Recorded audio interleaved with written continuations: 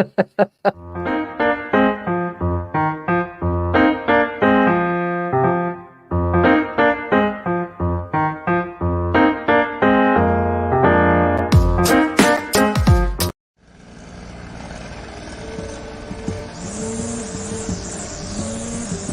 Charles, for letting me use your gardening supplies. I'll make sure I put it back in the garage. Man, tending to that lawn is a lot of work. Tell you the truth, Jim, I'm more concerned about keeping this house. What's going on? Well, you know, Sarah lost her job 2 months ago, right? Yeah. Since we lost that income, the bills have been piling up, and we're so far behind. I don't want to lose the house because of back taxes. I don't know what to do. I understand. The same thing happened to my sister and her husband when he lost his job. Do you know that the Wayne County Treasurer has plans and programs to help people stay in their homes? No, I didn't. Tell me about it. Yeah, go to www.treasure.waynecounty.com to see if you qualify. What's that site again? www.treasure.waynecounty.com. Got it. Welcome to another episode of The Week That Was. This is Deadline Detroit's Week in Review show, in which we try to download the events of the past 7 days without driving ourselves insane and without me swearing too much, although we really fail. Neither of those objectives are very often obtained. Exactly. I'm Nancy Derringer, and I'm sitting in today for the peripatetic Saeed Khan, who is texted Allan and I this morning from, does anybody want to guess other than Allan? Where's Saeed today? Where in the world is Saeed Khan today? London. No. Ghana. You got to go. It's way weirder than that. Texas? No. No, Saeed is in Baku, Azerbaijan. Oh. And I'm not entirely sure why he's there. I mean, I know he gets a lot of, teaching and teaching invitations and lecturing and so forth. But I mean, I am so jealous because that's as a Russophile, that was one of the weird Soviet satellites that I always wanted to know more about. I think he's working on a Borat movie. It is one of those places where people speak English like Borat. But anyway, let's get to the events of the week and first introduce our great panel as usual. Starting to my the viewers' right is labor and community activist Barb Ingalls. We have our legal troika of Bill Seikaly, Joel Sklar, Steve Fishman. Ed Sarpolus, pollster, is joining us from Lansing. And down there holding us all up on his broad shoulders is, of course, Deadline Detroit co-founder Allan Lengel. So, as always, in this crazy, action-packed fall of capitalism and the world's democratic republics, it's just been quite a week. And last night was probably the biggest event of the week, at least by headline standards, which was, of course, the State of the Union address. I have not watched a State of the Union address for many years because I found that it's generally a waste of an hour and that I can read the text of the speech, read the stories about the speech, and get some takes on the speech in about 20 minutes as opposed to, say, more than an hour. But I'd like to know what all of you thought. I mean, I think the general idea is that Biden did very well. It was a crazy speech in terms of the reaction of the members of Congress. The GOP response, which was delegated to, what's her name? Senator Britt. Yeah. Is it Katie? Yeah. She sounded like she was doing bad community theater. I mean, her voice was quavering. It was very strange. And this generally seems to be reading as a victory for the president. Anybody? I want to play real quickly a little clip we have. In November, my team began serious negotiation with a bipartisan group of senators. The result was a bipartisan bill with the toughest set of border security reforms we've ever seen.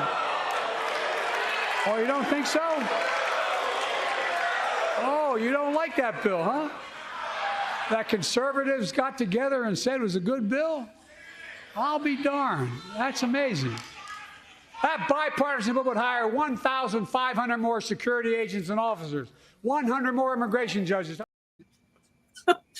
Yeah. And what you cut, Alan, you cut off before the coup de grace for that clip, which was that Senator Lankford, I believe. Yes. Right. Yeah, and he says he nodded his head and said, I cut it off before. That's but fine. yeah. It was kind of long, but yeah, he said it's true. So, what do we think, Barb? That was the Joe Biden that I've always liked. It was the making fun of people. He was hilarious. He kept on track, and it was really too long, which is also a Biden thing. He went on and on and on and on. But it was he was able to answer that idiot Marjorie Taylor Greene. Excuse me. It made I'm sure that Mike Johnson had a stiff neck from going like this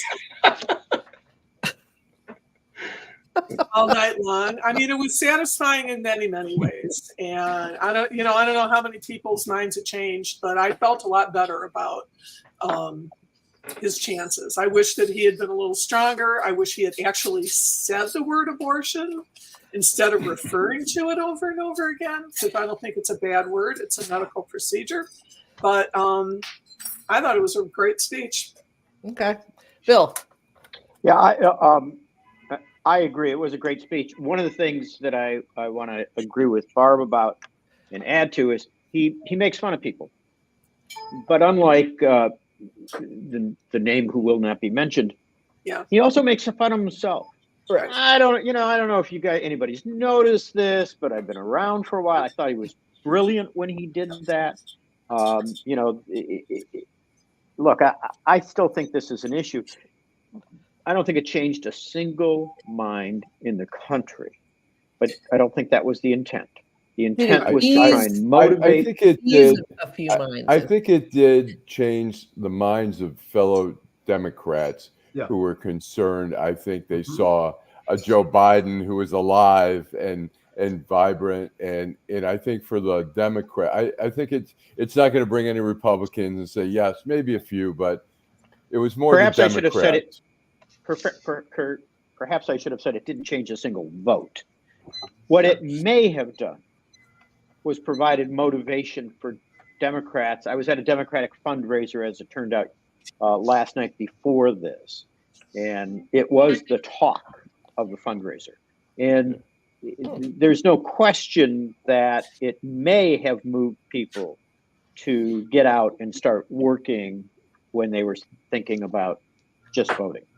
Well, and that's a possibility. But I'll tell you the part about the speech that bothers me most, and I just want to get this out, I'll shut up for a couple minutes, is if you wanted to show those real family values about politeness and civility and respect for positions, that all those Republicans stand for, last night is something you really want to show those teenage kids.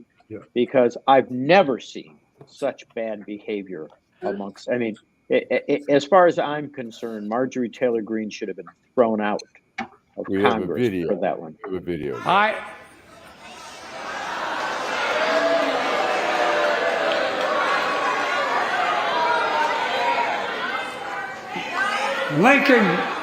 Lincoln Riley, an innocent young woman who was killed by an illegal. That's right. But how many of the thousands of people being killed by illegals? To her parents, I say. She was dressed for a Trump rally. But can I make one comment just about go ahead, speech? What I thought was really a focus was labor. He did a great job talking about labor, getting the worker back. We are the party of the blue-collar worker, hopefully the middle class, hopefully the lower class. And I think he did a great job of emphasizing the importance of labor in building the middle class, reminding us historically of why the unions matter, reminding us historically of why NATO matters. I thought he did a really nice job just putting things in context. And his stamina was great to see. I was happy to see him be able to do this for longer than people maybe wanted. He stood up. He was aware and he was responsive. I thought he did as best as he could do. But the labor thing, I loved hearing that. And Sean Penn, letting him stand up, getting an honor, that was wonderful. Yeah. Ed Sarpolus. Very, very, very quickly is the fact that he broke fundraising records of many presidents every hour that he went on last night. Really? Every hour, yes. Every hour it outdid for past performances.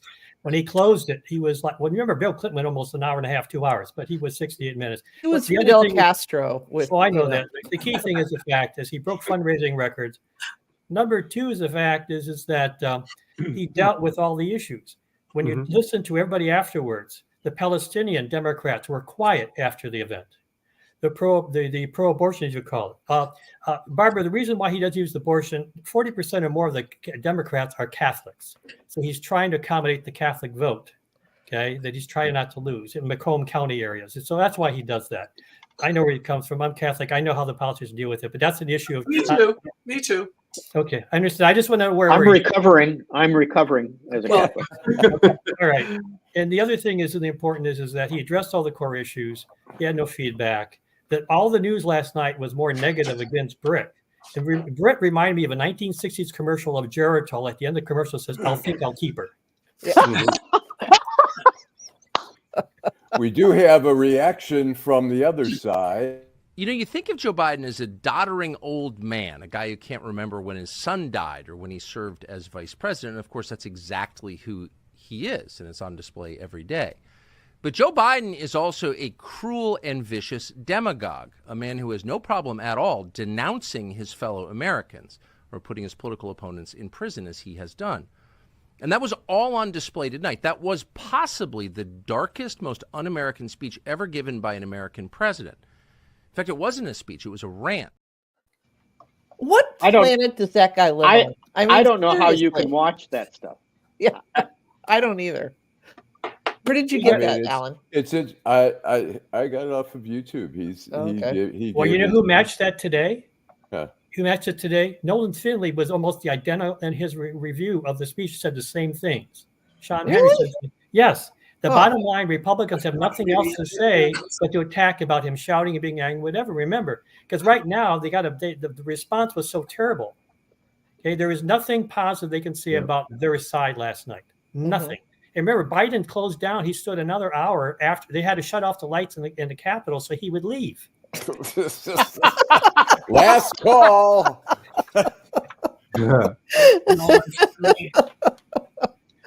Yeah, last call. They blinked the light.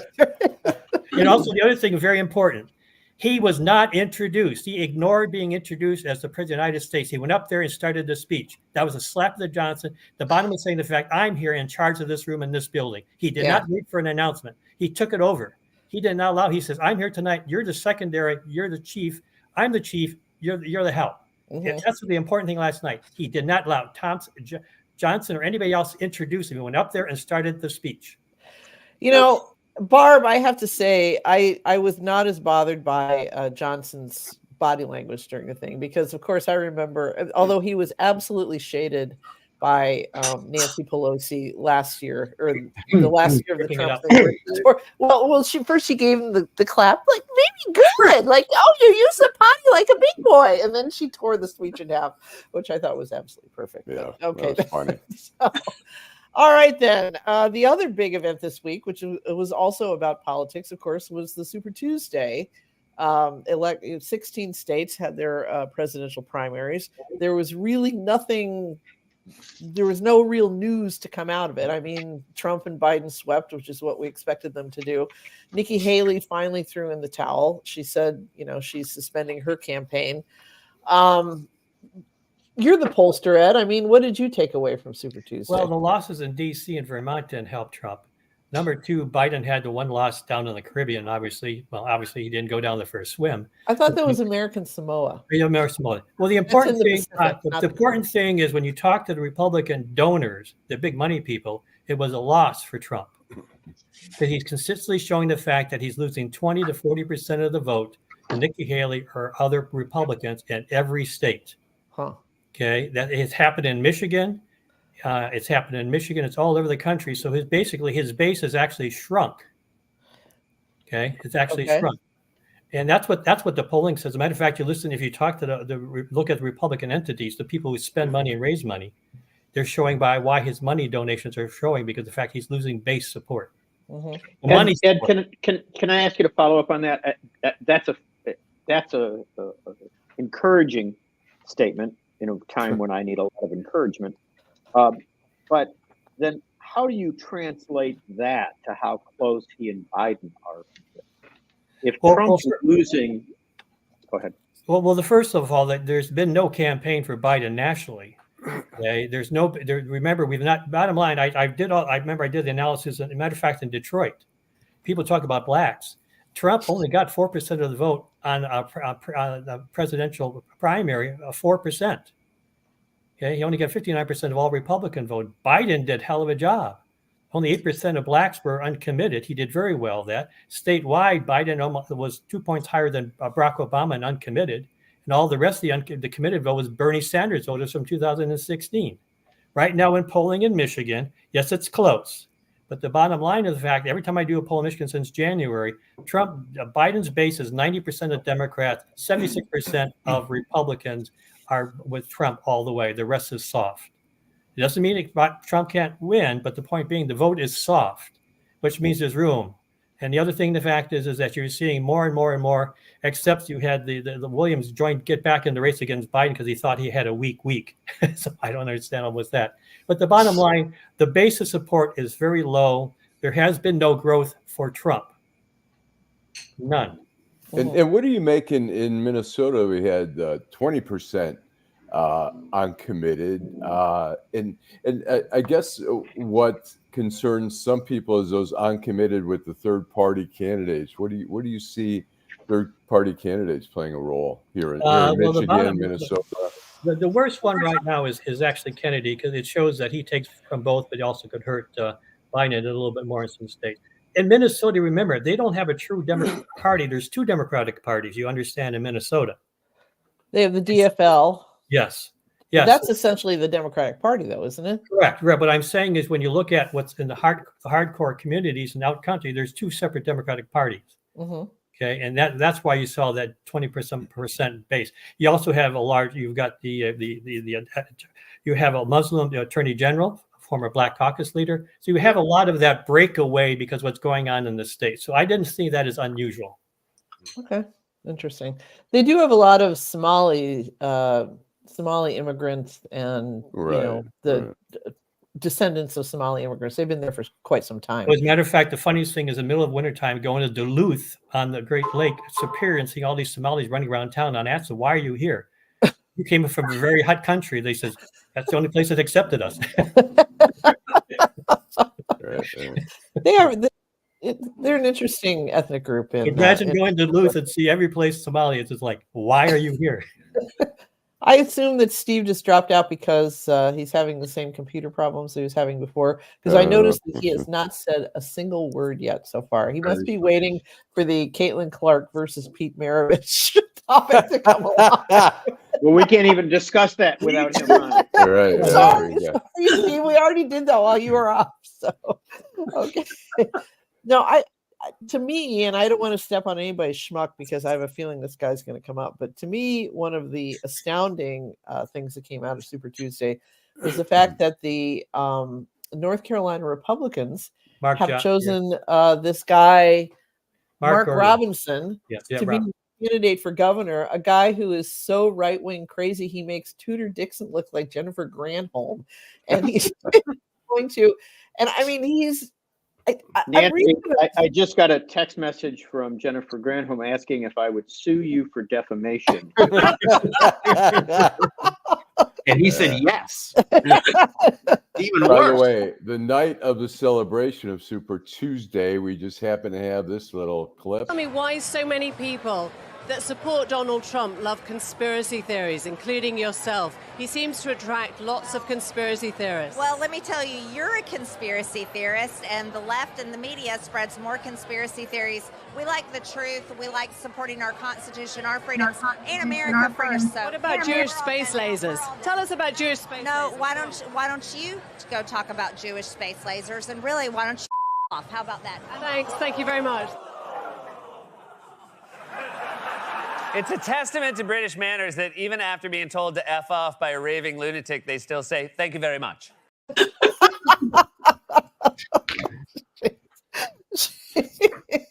Jesus. Yes, she really is. Thank you, Julie. She is indeed foul and loathsome. She's, well, Schmuck's lie ahead. Those are here, good so qualities, yeah. Yeah, yeah. That's right. And she brought in more nude photos. Yeah, she brought in more nude photos in the private interview with Trump's son, Biden's son. In the closed session. Did you notice too that the fourth grade comeback that she has, like, you said this thing. Well, no, you said this thing. You know, I'm rubber. You're glue. Yeah, I'm rubber. You're glue. Right. Exactly. I mean, she can't even. Isn't she exactly who you want your teenagers to emulate? Yes. Really. I mean. And she yelled, "Why doesn't Hunter Biden pay his taxes?" During the whole tax part.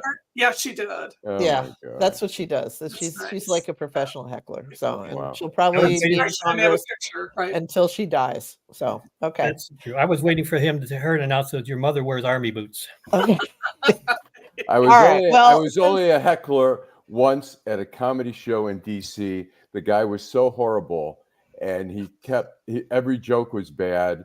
And then he finally said, I was in the back seat with this woman one night. I was trying everything to get somewhere with her. And I yelled out, well, I hope you didn't try telling a joke. He got very mad at me. He said, you could do better. Come up. I said, I think I can. You should have. All right. Well, since we have our legal troika here, I want to throw out a little bit of red meat for them. It's also the strangely silent Steve Fishman, who is perhaps contemplating his birthday tomorrow. Happy birthday. Happy birthday, Steve. Happy birthday, Steve.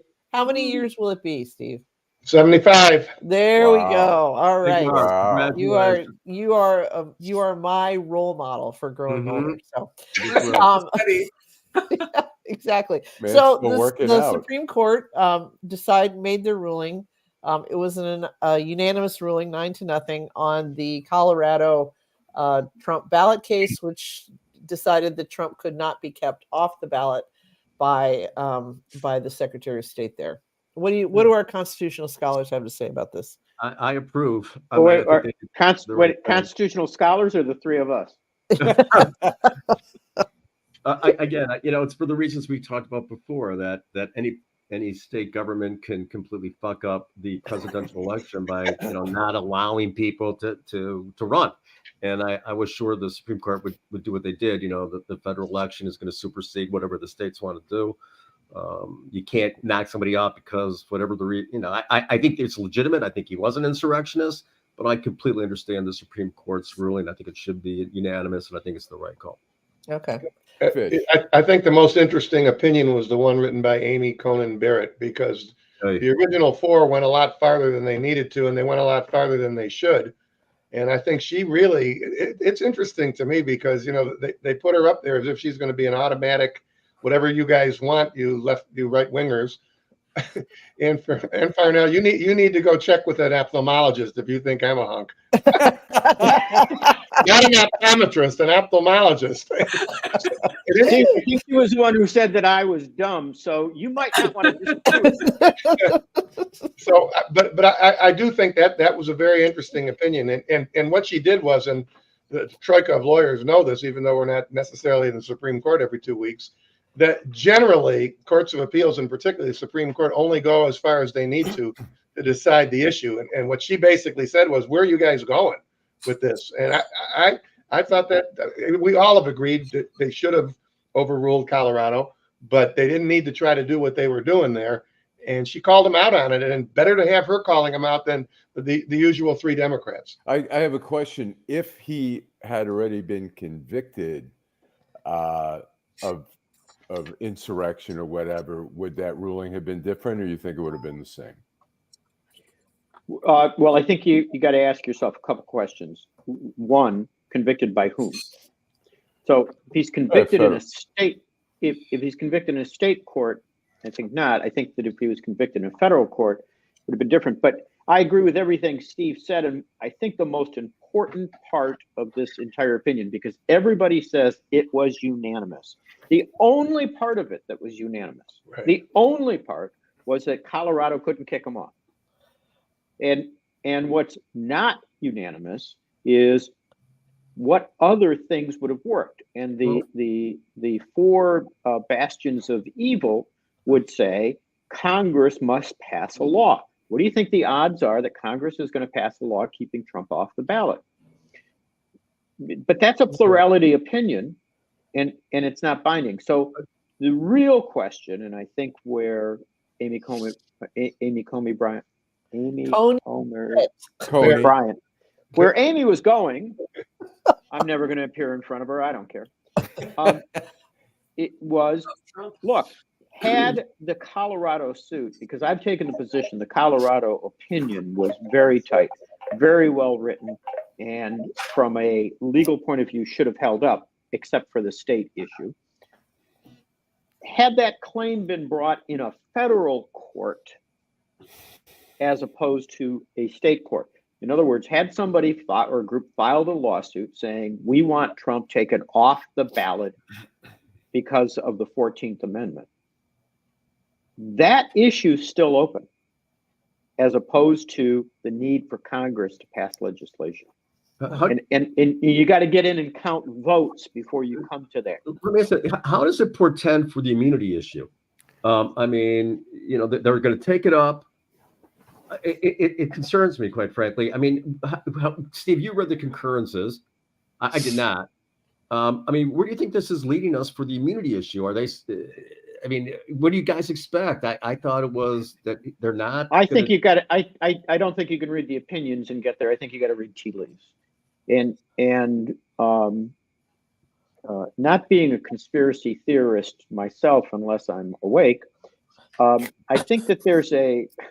I think that there's a reasonable likelihood still, Joel. I'm not sure, but I think there's a reasonable likelihood that this was all part of a deal.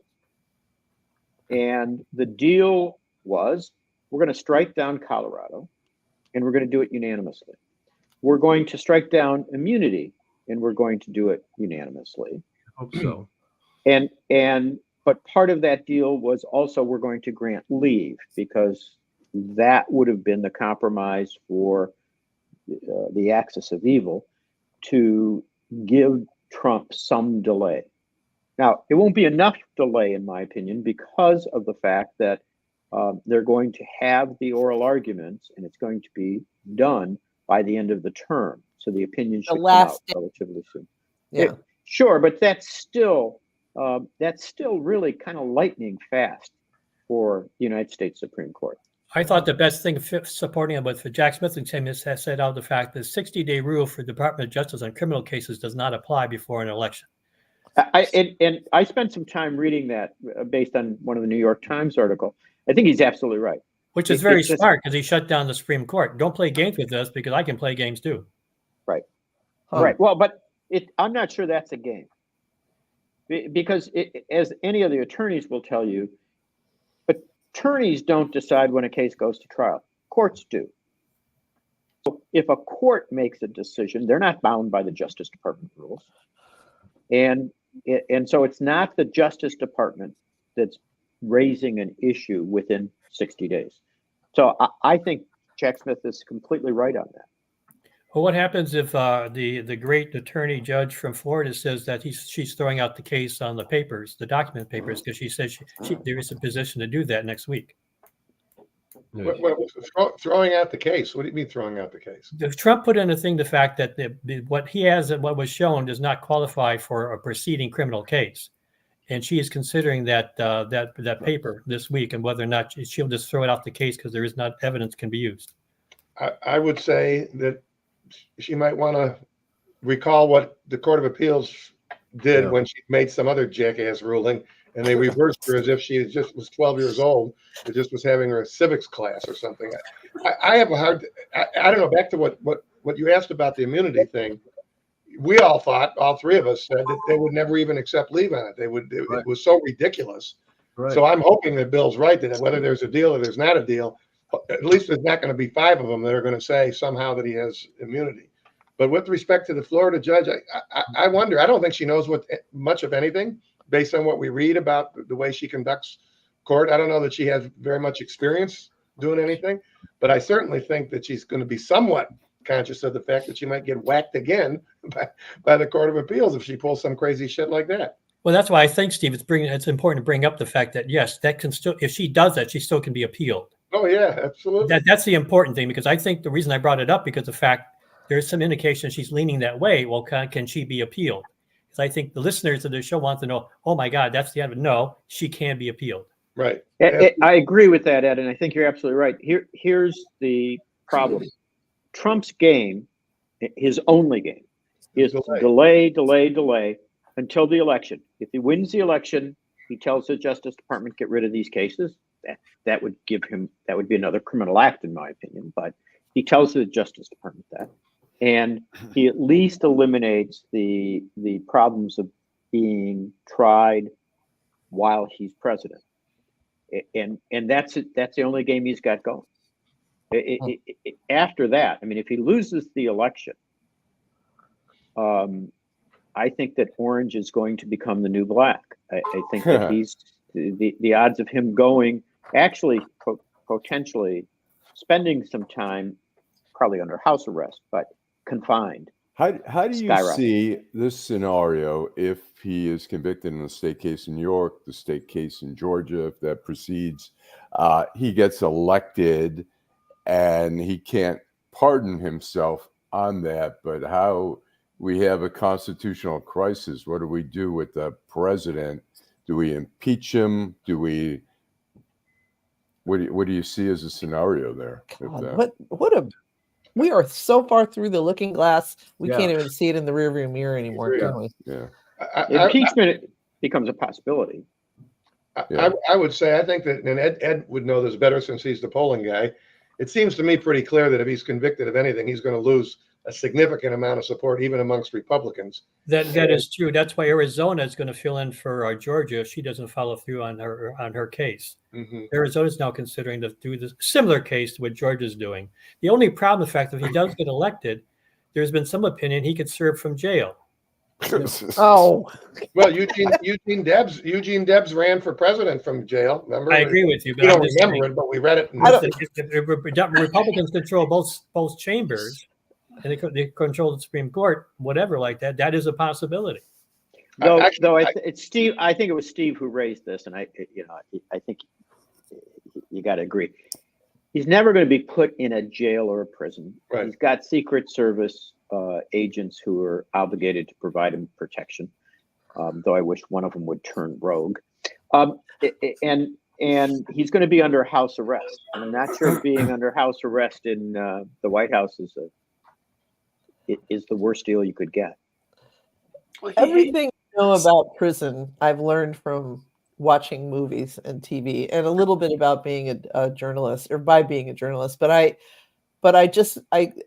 I find something so comical. It's like a sitcom. The idea that the president has gone to prison and his Secret Service guys have to go with him in solitary, making him essentially his own gang.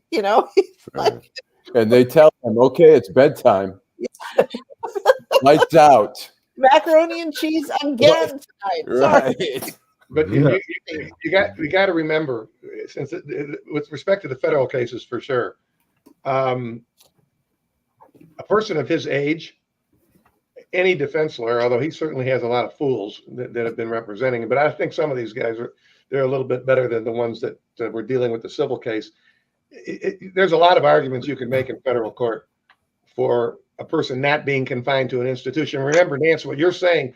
You watch TV and movies and you think that's prison. That may be prison if you're going to Jackson or you're going to state court.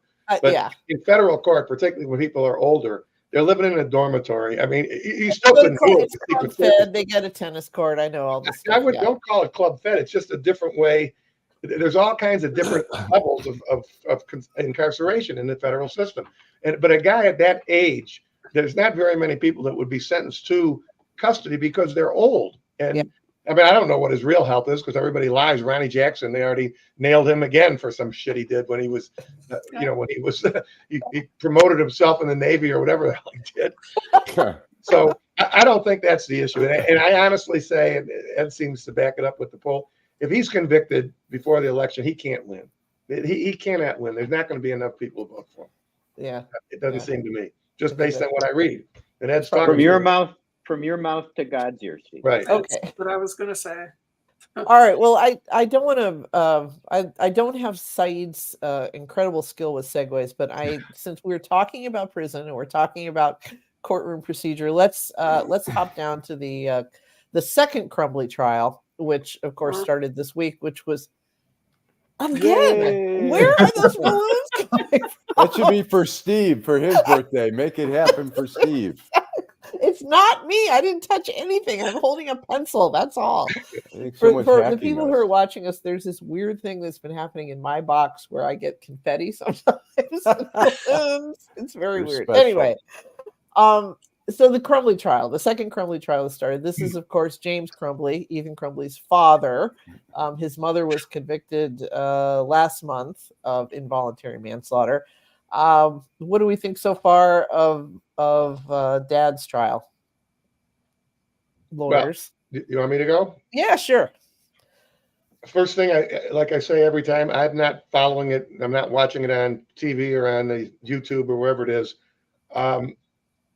I thought it was fascinating what was in the newspaper this morning about that they had found some text messages somehow and also some threats that he made from the jail phone. I can tell you this, when I used to represent guys that were locked up, I used to tell them, I'd rather you don't call anybody ever, not even your mom or your wife or your husband or whatever. But if you do, if you say one word other than, hi, how are you? How are the kids? Did you see the Tigers the other day?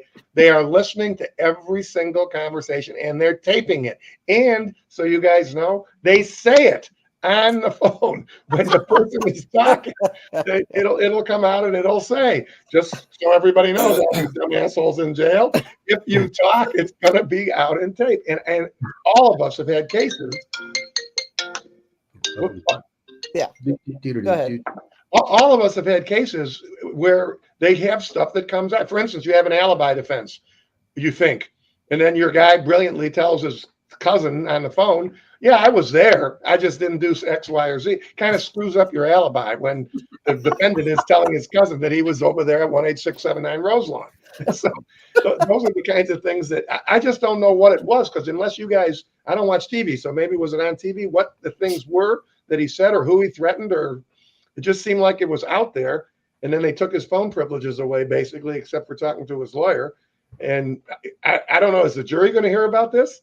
I don't know who he was threatening either. I mean, they just said threats. So, I mean, who can he threaten at this point? I mean, the other kids in the school, So, let me tell you, go ahead. I'll just say real quick. Somebody who's read a lot of transcripts, and some of you guys have read transcripts of like mobsters and stuff talking on the phone. And a lot of times they'll be like, hey, Joe, hey, be careful. Don't say anything on the phone. The feds might be listening. 10 minutes later, it's like, yeah, I'm going to fuck that motherfucker up. And I'm going to, you hide that kilo. And they totally forget. It's just so, there's such a disconnect there.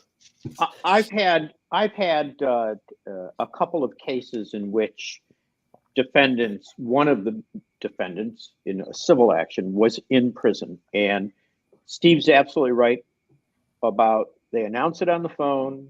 They say it's being recorded. Nobody believes them.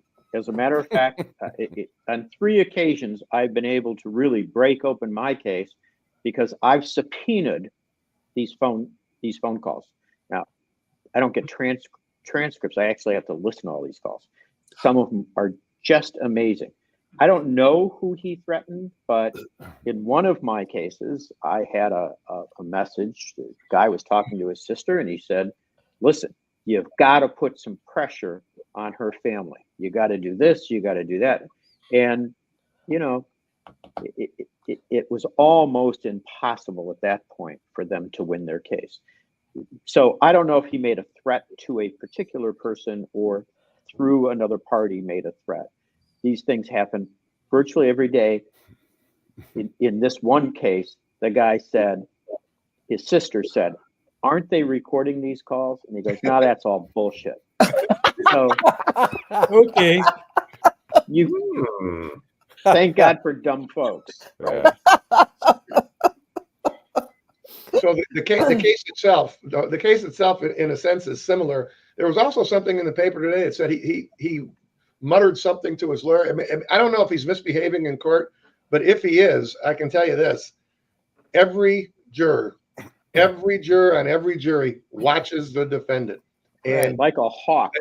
And I, having represented guys who were pretty big time crooks, killers and dope dealers, and I'd have to have a conversation with them ahead of time about how don't stare at any one juror. Don't look at the jury at all if you can avoid it, and try to loosen up your face, because a lot of these guys in the streets, they're used to being tough and they're always tensed up and their face is tensed up, and the jurors are looking for stuff like that. So I don't know if he was doing anything that was out of the ordinary, but if he was, it's not going to help him. It's going to hurt him. I believe that's called mean mugging, Steve. Yeah, mean mugging. Right? Yeah. That's what you call it, gross point. Okay. Yeah. This has no legal aspect to it at all, but he looks identical to when they brought him in, as opposed to the mom, who looks so dramatic. I couldn't recognize her. He looks exactly like the guy that was arrested. Yeah. It's just the comparison's interesting me. I don't know if he's she's broken. I don't know if this guy has the intellect to understand that he's broken. I'm not sure what's going on there. Well, if he is convicted on either a lesser charge or who knows, maybe he'll get off entirely. What does that mean for Mrs. Crumbley? Does that just mean that? Nothing. I mean, is it the same as it's like the Whitmer kidnapping guys? It won't be inconsistent verdicts. Yeah. Nancy, if you can have three defendants, in the same criminal case and have one gets found guilty of all counts, one gets found not guilty of all counts, and the third person has a hung jury. Yeah. I mean, you can, and there's nothing that the courts are going to do about anything. Right. Like that, because they just drew the short straw. Yeah. You were unlucky. I'll tell you where it happened when, most everybody here is old enough to remember this. Back in the Frank Usher days, when they found the three people with something happened to their heads. They had all different trials, different defendants. One guy is now in his 80s. He's been there for 55 years. He's going to die in prison. And then other people were acquitted, never spent one day in prison, all the same charge with the same deceased, different jurors, different judge. That's the way things are. Yeah. Mm-hmm. It's just short straw, the short judicial straw. Well, especially when you consider the fact that what he is likely to do is urinate on his wife, or now ex-wife. Yeah. I mean, he's likely to. They're still married. So, go ahead. He's very likely to use that as a defense. The gun was in the safe. She took it. I don't know what she did with it. That kind of stuff. Now, in another exercise of stupidity that I want to point out, because I want to get Steve's comment about it, is again, they announce he's going to testify. They announce it. What? I mean, you never. I've done 2 criminal cases in my entire career. Tried 2 criminal cases. I don't do criminal work. I do civil work. Tried a bunch of civil cases.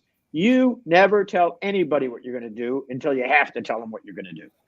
It is the dumbest thing I've ever heard of, but I'm curious, Steve, about your thoughts on that. Well, I'll tell you guys the same thing I said when the wife's lawyer did that. I agree with Bill 100%. I think any trial lawyer would agree, particularly criminal trial lawyer. You never want to promise anything that you don't necessarily have to do. And quite frankly, you would think that having just read the newspaper accounts and listening to the whatever the young woman was that was the foreperson, the key thing in the case was her testifying. I mean, it really was a big deal. And as I've said before, you put the defendant on the witness stand, the jury's focus immediately turns to them. Right. And that's what they pay so much attention to. I don't know why he would testify in this case. What Bill just said, those arguments, the lawyer can make those arguments. Ladies and gentlemen of the jury, what you're going to hear in this case is that Jennifer Crumbley did this, this, this, and this. And those are things that occurred. And whether it's been out that she's convicted or not, whatever. But you won't hear that James Crumbley did those things. You won't hear that he was the last one with the gun. You don't need him to say that. It's going to come out anyway. It's going to come out through just through the evidence. And you got to be careful when you start putting people on the witness stand. So well, you can't promise what you can't deliver. I mean, you can't do that at trial. That's a death knell. You can't promise, and then that's going to kill you. So that's unless you just won't keep your client out of jail. Right. I mean, it's such a major, fuck up, tactical error, whatever you want to call it. So that's a big Barb, problem. what were you going to say? Do you think it would have been what would have happened if his case would have come up before Jennifer's? I think in a lot of ways, and I think both of these people were just so negligent and shouldn't be allowed to have children and all these things. It's just so terrible. But I think that they were really gunning for the mother because that's like a symbol. It's always the mom's fault. Yeah, it's always the mom's fault. But do you think if that's what I tell my therapist, by the way, that it is my mom's fault. Yeah. Do you think if he would have come up first, that he would have been found guilty? I mean, if it had been a flipped thing, because I think they're both completely. I want to answer Ann's question and answer yours at the same time. Ann asked, isn't the same law firm? No, they're, as I understand it, they share their office suites, and they are connected, but it's not the same law firm. I think the key to your question, Barb, is this issue of the conflict and why they ended up getting separate trials. So what happened was that the prosecutor had suggested that there was a conflict. They said, no, we don't have a conflict. We can be tried together. No. Clearly, someone took the position. Yeah. Go ahead. Keep going. Allan, you might want to mute yourself if you're going to talk on the phone. He did. Okay. So clearly what happened is one of them, and I think what we're going to find out is it was him, said, no, I'm testifying against my wife. I'm going to use that. Therefore, they had separate trials. And I think that out of fairness, that's why her trial went first. Okay. I think when he made that announcement, it resulted in the judge saying, we have to try her first, then we'll try him if he's going to end up testifying adversely to the wife. I mean, I wish Steve was still on. Fishman's coming back. He just had called to say he's having, for some reason, he keeps getting bounced off. So yeah, I think he'll confirm that's what happened. It's the only explanation for why they scheduled the trials. It's clearly the only explanation for why they got two trials. They'd been saying, the prosecutor had been saying, you can't do these together because there's a conflict. They had said no for almost 2 years, and then did this. I was just going to say, Julie just took the words out of my mouth because I think she was supposedly cheating on him. I don't know. Maybe they were both cheating on each other. Who knows? She loved her horse more than her husband, it seems. But and maybe this was his payback. Yeah. And as a person who used to ride as an equestrian, I totally understand that. Wow.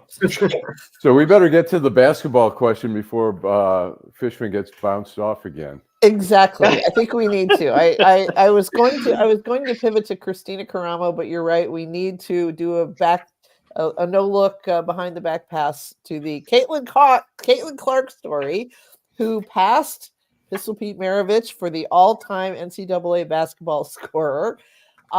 Steve, I wish I had thought to flag this for Allan because I saw a wonderful video that was put together by somebody at the University of Iowa of Caitlin's game and Pete Maravich's game. And of course, Pete Maravich, played before she was even born. And so the video quality is not the best, but the moves, you really come away thinking this girl has, spent a lot of time studying Pete Maravich's game because they have a lot in common. But let you make your speech about the difference between the game then and now, and then we'll take it up. We'll throw it to the jury. I kind of felt a pejorative tone there when you were talking. No. Not at all. I always defer to you on college basketball. So as if it's a controversial thing to say that, number one, there was no shot clock.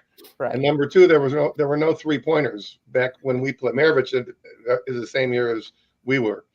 I think the whole thing is ridiculous. The whole notion of comparing men and women. It's not that she's not a great player. But there's a lot of great women players that they're kind of ignoring when they start talking about Caitlin as if there's never been any Sue Bird or Diana Taurasi or all these other great players. Lieberman was a great player. But the comparison is ridiculous in my opinion. And quite frankly, I've said this 5 million times to anybody that asks me, there's never going to be another Pete Maravich because nobody's going to play that long if they're that good. They're going to play 1 year max, and then they're going to be in the pros. And the other thing about it is that when you say, I'm not sure what you watched, but I have never seen anything from Kate. I see her shoot the shit out of it. I see her get to the basket. I've never seen any video of her doing the things with a basketball that Pete Maravich could do. And what I'm going to do for you, Nance, and for all of you, I'm going to get on YouTube, and I'm going to send you some stuff, and you will not believe what you're watching. Okay. Red Auerbach, when he was the coach of the Celtics, had a show called Red on Round Ball. And Maravich would be out there, and he'd have Maravich do certain things. You won't believe what you'll see. And this is in 1970. This is over 50 years ago. The guy was in another dimension of anybody that's ever played. He's not the best player that ever played, but nobody was like the Pistol. And I'll tell you a real quick story. Isaiah Thomas was being interviewed by Pat Riley on some show. And this was after Isaiah had retired. And of course, they asked him, who did he model his game on? And as it always is in this world, since Isaiah was black, they went through a whole bunch of different black point guards. This guy, that guy. And Isaiah kept going, nope, nope, nope. And finally, Riley says, well, all right, who was your idol? Who was the guy? He just went, Pistol Pete. And that was it. I'll get it together. I'm going to send it to all you guys. You'll get a kick out of it. I'm telling you. I look forward to that. Absolutely fine to do. And I just want you to know there's no pejorative here. It's like this is a low stakes argument. And you're absolutely right. It's apples to oranges. It's crazy. You can't, the game has changed too much. Everything is different now. But it's still a nice honor for her to have. And it's nice that somebody's paying attention to women's basketball. Let me tell you one other thing. Maravich averaged 44 games in 82 games. Dale Brown, when he was the coach at LSU, had a manager go back and look at all the games and kind of note how many would have been threes if there'd have been threes. He'd have averaged 8.5 to 9 threes. So instead of 44, he'd average 52 if there'd have been threes. Okay. Contemplate that. Because think about it. If you average 44, now you have an off night. You only get 24. 24 is a pretty good game for most people. You got to get 64 the next game to get back to 44. Just ponder that. I think the one thing that impressed me with her is the fact after winning gold her sophomore year, she didn't make varsity to play the next year. So she came back after losing a year and fought back to become a varsity player again. I thought that was very important to see the fact that she learned her lesson, not making varsity on her third year and came back for the following years.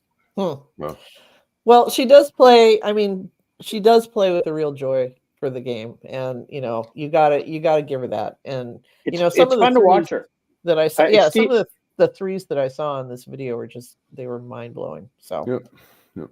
All right.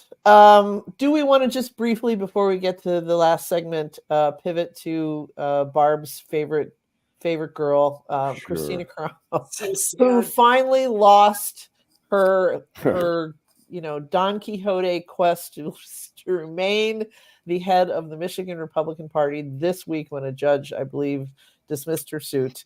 But this is her quest to follow that star. I mean, she's I'm gonna miss her. She was something. She's not going away. Come on. Well, I know, but she's not going to get the attention. Well, that's okay, Barb. Nancy wasn't being honest. If anybody believed that Nancy would miss her, they're smoking something or chewing on some gummy or something. Well, I think she's as somebody who's basically a Democrat. I mean, I used to be a ticket splitter. I always was until Trump came along, and now I have ruled that and for the rest of my days I will never cast another vote for a Republican because they all share collective responsibility for what's happened.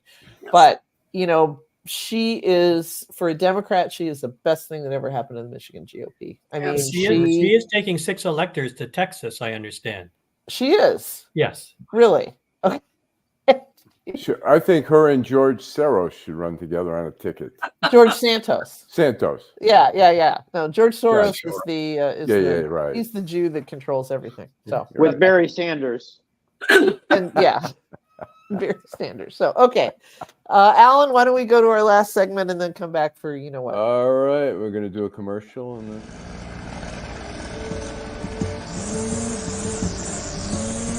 Thanks, Charles, for letting me use your gardening supplies. I'll make sure I put it back in the garage. Man, tending to that lawn is a lot of work. Tell you the truth, Jim, I'm more concerned about keeping this house. What's going on? Well, you know, Sarah lost her job 2 months ago, right? Yeah. Since we lost that income, the bills have been piling up, and we're so far behind. I don't want to lose the house because of back taxes. I don't know what to do. I understand. The same thing happened to my sister and her husband when he lost his job. Do you know that the Wayne County Treasurer has plans and programs to help people stay in their homes? No, I didn't. Tell me about it. Yeah, go to www.treasurer.waynecounty.com and see if you qualify. What's that site again? www.treasurer.waynecounty.com. Got it. All right, and Okay. we are ready. Downtown Detroit, Robert Wells, Schmuck of the Week. Everybody likes Robert Welch.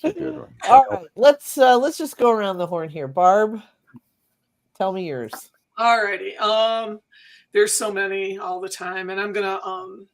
I really wanted to point out the New York Times because of their just ridiculous coverage of Joe Biden's age, while the orange one stumbles around saying, making absolutely Obama is still president. Yeah, right. Right. But sticking to Michigan, Republican State Rep Steve Kara wants to censure Joe Tate, who's the Michigan Speaker of the House, because the budget language, some of the money is going to go to minority businesses, and in the Republican world, that means that it's racist. Yes. Wow. Didn't he do like a sleep-in where Steve Kara, where he set up a cot outside Joe Tate's office and spent a few nights there live streaming it, watching his beard grow in, it must have been quite something. Because why would we use our money to help businesses get better that are, historically marginally, underserved? So once again, Michigan Republicans never letting me down. Yeah. That's that. Okay. That was good background. I like that drop. Yeah. Okay, then, Bill. Yeah, this was a softball pitch for me this week. If you watched the State of the Union, Marjorie Taylor Greene and Republican from Texas, Troy Nels, wore MAGA hats. Nels had a bow tie with a T-shirt with Trump's mugshot on it, with "Never Surrender." These are the poster children for bad behavior, which is, in my mind, very humorous considering this is the party of family values.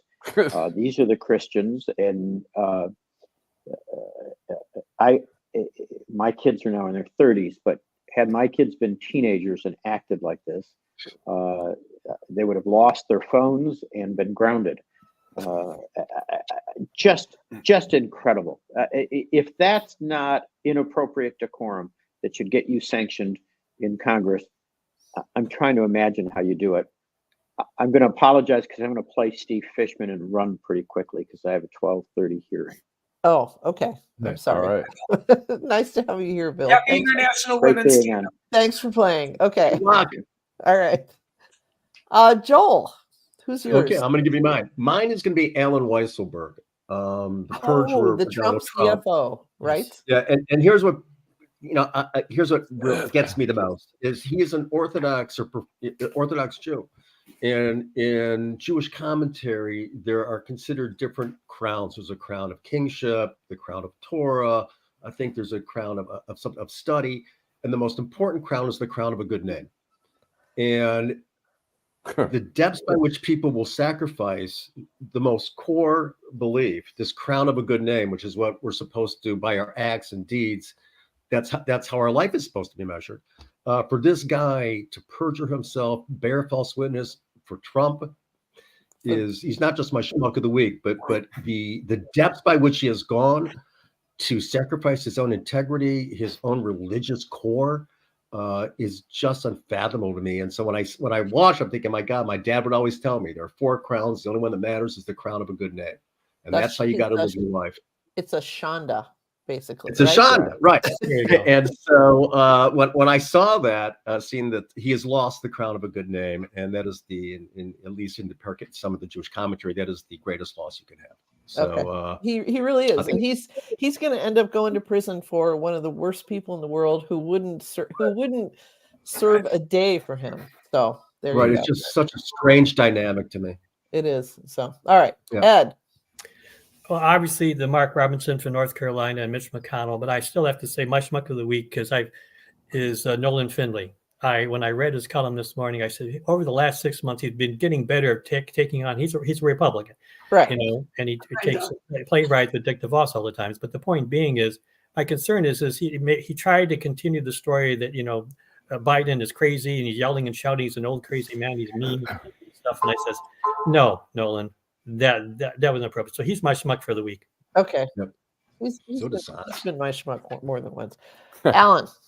I am going to go with George Santos just for showing up at the thing. Like the George he showed up at the we'll tell the people who didn't watch. He showed up at the State of the Union, and you're like, what? Beaming, by the way. He was beaming. Yeah, and it was like, hey, you were fired. It's like that episode where George Costanza tells off his boss, says you're an asshole, blah blah blah, and then the next day he shows up and they're like, Costanza, what are you doing here? I thought you quit. But this time he got fired. But he also is saying now, I think I read in the Washington Post, he's saying that he's going to run for re-election. Yeah, he did. Well, he's going to run in a different. Is he going to run in his old district, or is he? No, I don't think so. To Long Island, out to the end of Long Island. Plus, they're redrawing those districts. My understanding too. Yeah, that is quite. That's. He's a schmuck. Santos. All right, good. Steve. My schmuck of the week is not just the one person, but it's the other people who enabled this. It's Senator Katie Britt of Alabama that gave the rebuttal. Here's the thing that got me. It wasn't just that she was out there talking the way you guys described it at the beginning. She was in the kitchen. In that kitchen. Barb, you just hit it right on the head. You're running. You're part of a party where a decent percentage of females in the world, in this country, believe that that's what we think you guys expect women to be, is in the kitchen. She's in the kitchen giving this talk. We already discussed, and so did a lot of the commentators, how poorly the talk went. But the thing that got me the most, and I read it in the Washington Post, this is a woman who voted against the immigration bill after Trump pretty much ordered them to do it. She was part of the group that negotiated the goddamn thing. And here's Langford's sitting going like this, and this woman is giving their response to the thing. So Senator Britt, 42 years old, by the way, so she hopes to be around for a long time. Yeah. She wins the schmuck of the week, and whoever it was that thought it was a great idea to put the woman in the kitchen is the co-schmuck of the week. Yes, and there's no way that was a real kitchen either. Too, she's got a much better kitchen than that, I'm sure. All right, that leaves me, and let's see. Ed took Mark Robinson. I always write them down on my planner. Marjorie Taylor Greene has been taken, and I'm going to go with my third schmuck, who kind of is sisters with Marjorie Taylor Greene in many ways, and that is, of course, retiring Senator Kyrsten Sinema, who, after I saw a headline from like The Onion or one of those comedy websites that said, bisexual admits that being a senator was just a phase. So Kyrsten Sinema, who is really elevated, along with Marjorie Taylor Greene, has elevated her own personal narcissism to a very high level. Yeah. Who dresses in a way, who behaves in a way, who votes in a way that says, "Look at me, elected to be a progressive, elected by Democrats to be progressive, turns into sort of this weird centrist troll, and after one term decides, I'm out. I mean, she's no doubt going to get a some kind of like high-level communications, government relations job at some, pharmaceutical corporation, make enough money that she can buy all the ridiculous outfits she wants to and get the time off that she needs to do triathlons or whatever the hell she's on about this week. Kirsten Sinema, you are my schmuck of the week. And with that, I have wrapped it, not quite at 1 hour, but close to it. Thanks to our wonderful panel, as always, Barb Ingalls, Joel Sklar, Ed Sarpolus, Steve Fishman, the departed Bill Seikaly, who had at 12:30. And as always, we leave the last word to Allan Lengel. Drive home safely.